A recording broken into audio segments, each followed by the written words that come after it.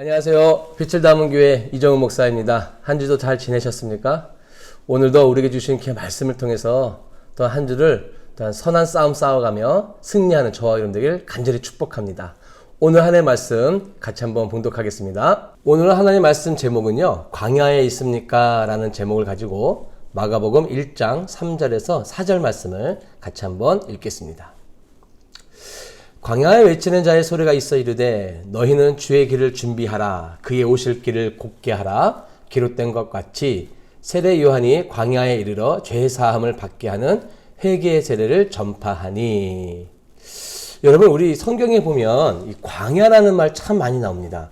근데 우리가 좀 한 가지 구별을 해야 될 것이요. 이 사막과 광야는 다릅니다. 이 사막이라는 것은 모래사자에다가 넓은 막을 사용하기 때문에 여기는 정말 모래 벌판입니다. 모래에서 생물이 살 수 없죠. 그래서 우리는 사막을 죽음의 땅이라고 벌판이라고 말을 하잖아요. 그런데 광야는 다릅니다. 광야는요, 빌광자에 들야자를 써서 그러니까 넓은 벌판입니다. 단지 자연적인 조건으로 인해서 비가 안 와서 좀 이렇게 황무지가 된 땅이기 때문에 비만 오면은 저렇게 풀이 날 수 있는 그런 조건을 가지고 있습니다. 그러니까 여러분들이 성경 말씀을 볼 때 사막과 광야는 좀 구별을 하실 수 있어야 됩니다. 왜 제가 이 말씀을 드리냐면 성경에 보면은 여러분 광야를 일부러 찾은 그 벌판, 아무것도 없는 그 광야를 일부러 찾는 사람들이 부류가 있었습니다. 그 첫 번째 부류는 누구냐면요, 범죄자들입니다. 그러니까 이 범죄자들은 어떤 일정 기간 동안에 자기를 숨기기 위해서 그 광야로 나아갑니다. 그래서 음식은 어떻게 하냐면 이스라엘 백성들의 음식은 건식입니다. 그러니까 육포처럼 말려서 먹는 거 있잖아요. 빵처럼. 그러니까 그 음식을 가지고는 며칠을 좀 견딜 수 있는 그런 음식을 가지고 있는데 이렇게 범죄자들이 광야를 찾습니다. 또 한 부류는 강도들입니다. 이 강도들은 어떤 위치를 딱 정해서 그 길을 갈 수밖에 없는 행인들을 찾아서 그들에게 뭐 물건을 뺏고 그런 일들을 하는 이 강도들이 광야를 찾습니다. 그래서 우리 그 말씀에 누가복음에 보면은 예수님이 비유로 선한 사마리아 사람의 비유를 말씀을 주셨잖아요.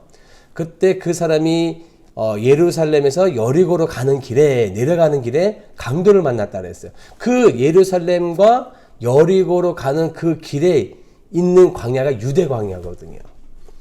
또한 세 번째 부류로 이 광야를 찾는 사람들은요, 어떤 사람들이냐면 하나님과 좀 더 가까이 대면하기를 원하는 사람들.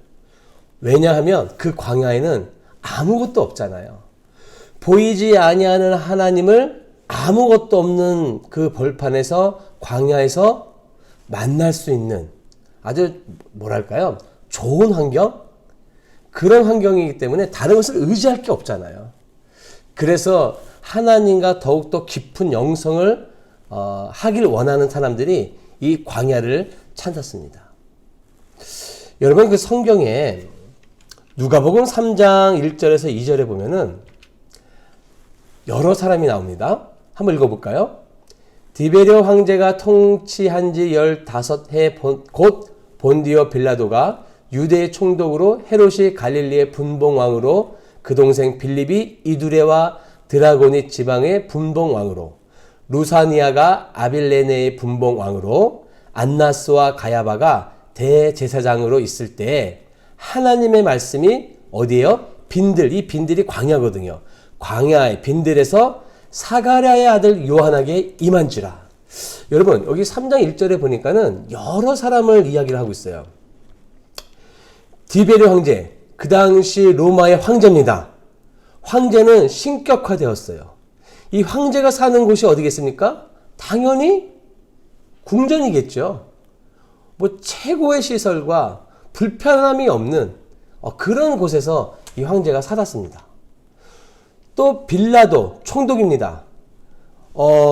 이스라엘을 점령하고 그 이스라엘의 주둔군을 파견을 했는데 거의 한 6천 명의 로마 군인들이 옵니다. 그 6천 명 군인들이 이끌고 온 제1위, 서열 1위가 빌라도 총독입니다. 어디서 지냈겠습니까? 광야요? 아니잖아요. 빌라도도 아마 거의 그 총독에 맞는 궁궐과 같은 곳에서 살았을 거라고요.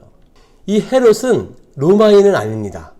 이스라엘의 우리나라처럼 뭐 강원도, 경기도, 뭐 전라도 이렇게 나눠져 있는 것처럼 이스라엘도 지역이 나눠져 있는데 그 지역에 로마 총독의 황제가 임명을 해서 로마인은 아니지만 그 사람을 그 지역의 왕으로, 그것을 분봉왕이라고 하는데 이 헤롯을 그 분봉왕으로 한 지역에 세워놓은 겁니다. 갈릴리 지역에 이 헤롯을 분봉왕으로 세운 거죠.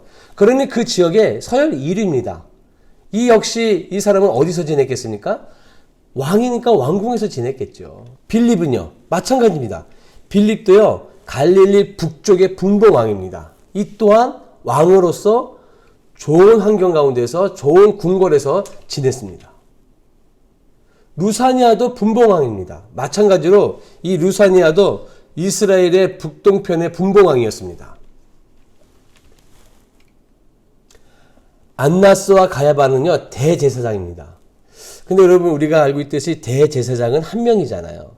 근데 이 당시 안나스와 가야바를 대제사장들이라 그랬어요. 왜 그러냐면 이 안나스가 대제사장의 직무를 이제는 수행을 못할 위치가 이제 뭐 나이가 들어서 이제 물러나야 할 때가 됐을 때 그의 사위인 가야바에게 대제사장을 물려주는데 이 대제사장의 직무를 누가 명령을 내려서 그 지위를 주냐면은 로마가 주거든요. 로마 황제가. 그러니 이 안나스가 로비를 사용해서 이 가야바를 대제사장 자리에 앉게 해주는 거죠. 그리고 자기는 물러난 게 아니라 그 뒤에서 같이 대제사장의 활동을 하는 거예요. 그래서 성경에 보면은 안나스와 가야바 대제사장들이라는 표현들이 많이 나옵니다. 자, 이들 공통점은 다 여러분 뭐 대제사장도 어떻게 보면 종교 서열 1위잖아요. 뭐 아무 데서 막 살았겠습니까? 우리가 알고 있듯이 예수님께서 대제사장에게 재판을 그 신문을 당하실 때 어디에 계셨어요? 대제사장 뜰에 있다 그랬어요. 그만큼 대저택이에요. 그런 곳에서 살았던 사람들이 대제사장들이었습니다. 자, 그런데 여러분, 세례 요한은 어떻습니까? 세례 요한은 광야에서 빈들에서 지내던 사람이었습니다. 아까 말씀드렸던 것처럼 그 빈들, 광야를 찾는 사람들의 특징 중에 세 부류 중에 한 부류가 뭐예요? 하나님과 더욱더 가까운 영적인 영성을 쌓기를 원하는 사람들이 광야로 들어갔어요. 왜? 광야는 아무것도 없으니까. 의지할 게 없거든요. 근데 하나님의 말씀이 어디에 들렸어요? 그 광야에 있는 사가랴의 아들 요한의, 세례 요한에게 임했어요, 여러분.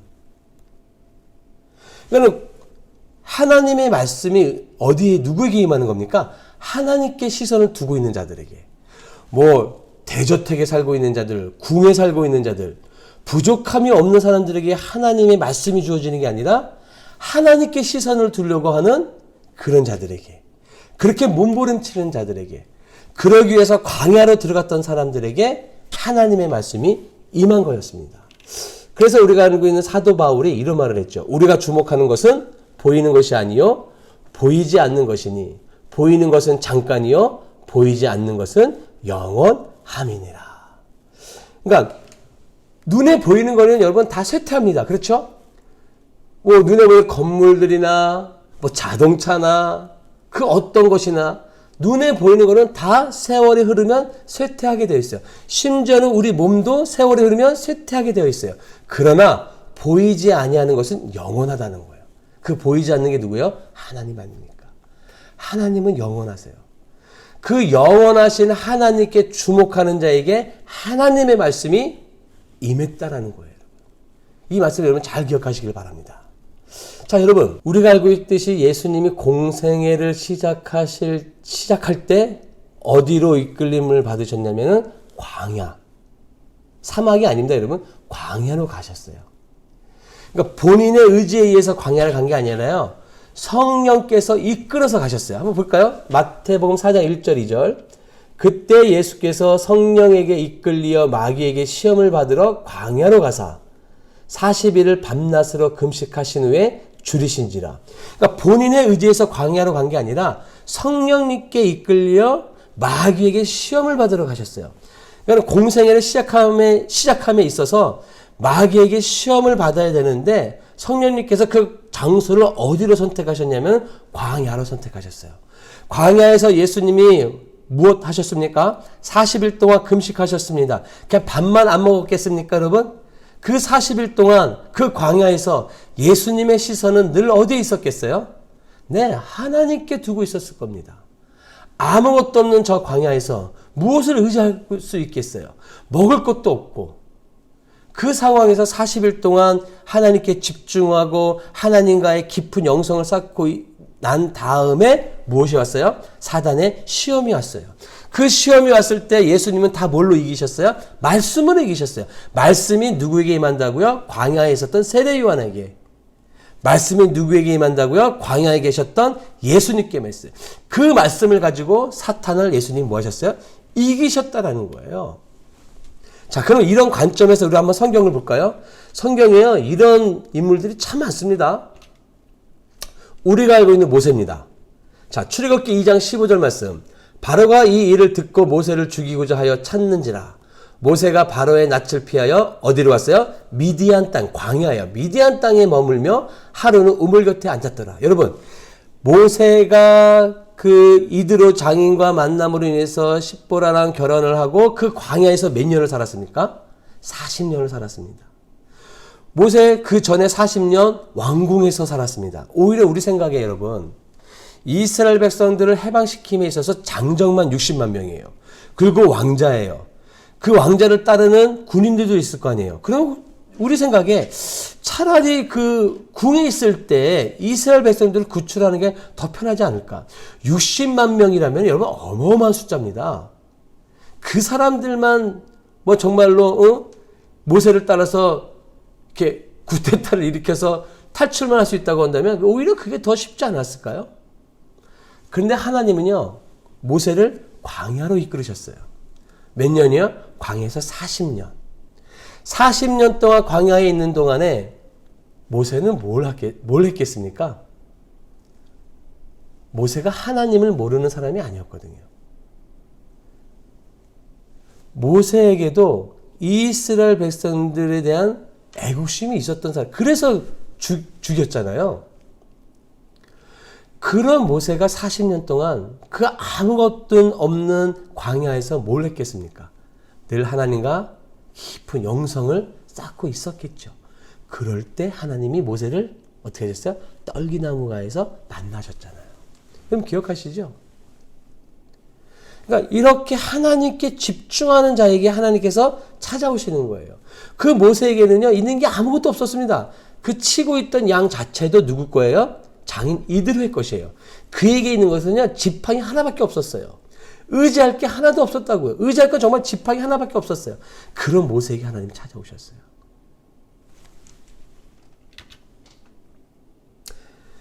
사무엘이 다윗에게 기름을 붓는 왕으로 세우는 말씀인데요. 한번 볼까요? 사무엘상 16장 11절. 또 사무엘이 이새에게 이르되 내 아들들이 다 여기 있느냐? 이새가 이르되 아직 막내가 남았는데 그는 양을 지키는 아이다. 사무엘이 이새에게 이르되 사람을 보내어 그를 데려오라. 그가 여기 오기까지는 우리가 식사 자리에 앉지 아니하겠노라. 하나님이 사무엘에게 이새의 아들 중 한 사람을 선택해서 이스라엘 왕으로 세우라 그러셨어요.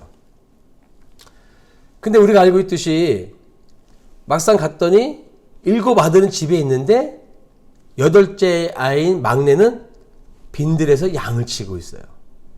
이스라엘의 문화에 장자에게 모든 재산을 많이 주는 걸로 되어 있어요. 그리고 그 일들을 형들로부터 해서 쭉 하는 겁니다. 근데 형들은 집에서 지금 뭐 하고 있어요? 놀고 있어요. 형들이 놀고 있으니까 다윗이, 막내인 다윗이 어디로 가요? 광야, 빈들에 가서 양을 지켜요. 양을 지키는 그 빈들에서 다윗이 무엇을 했겠습니까, 여러분? 뭐 뻔하지 않을까요?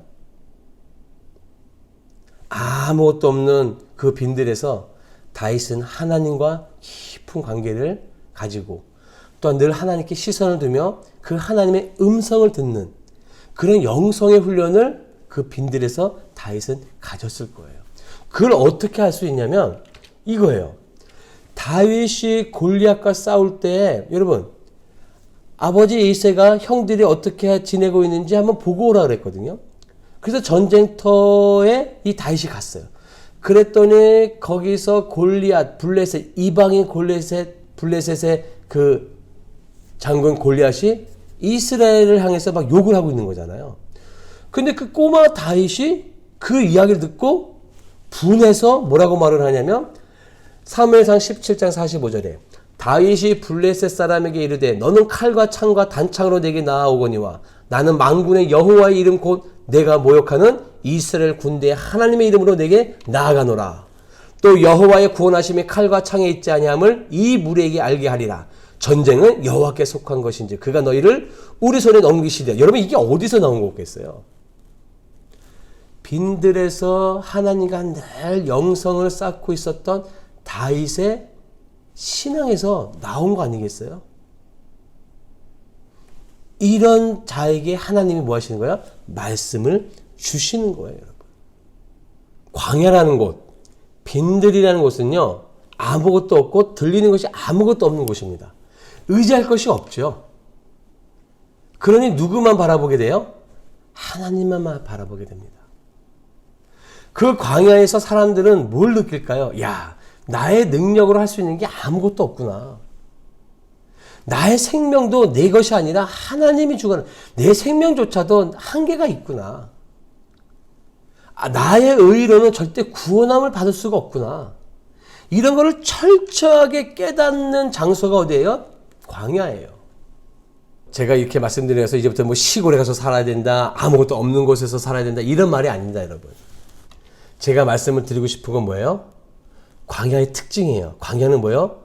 보이지 않는 것, 들을 수 없는 것, 아무것도 없는 곳이에요. 그러니까 우리의 마음이 그런 상태예요. 우리의 마음의 상태가 아무것도 없는 그곳에서 하나님께 마음을 두고 있는 자, 그런 자에게 하나님 뭘 주시는 거예요? 하나님이 말씀을 주시는 거예요. 그래서 저희가 여러분들에게 질문하고 싶은 거예요. 여러분들의 마음은 광야이십니까? 하나님 의지하냐 이거죠. 이번 한 주 광야의 마음을 가지고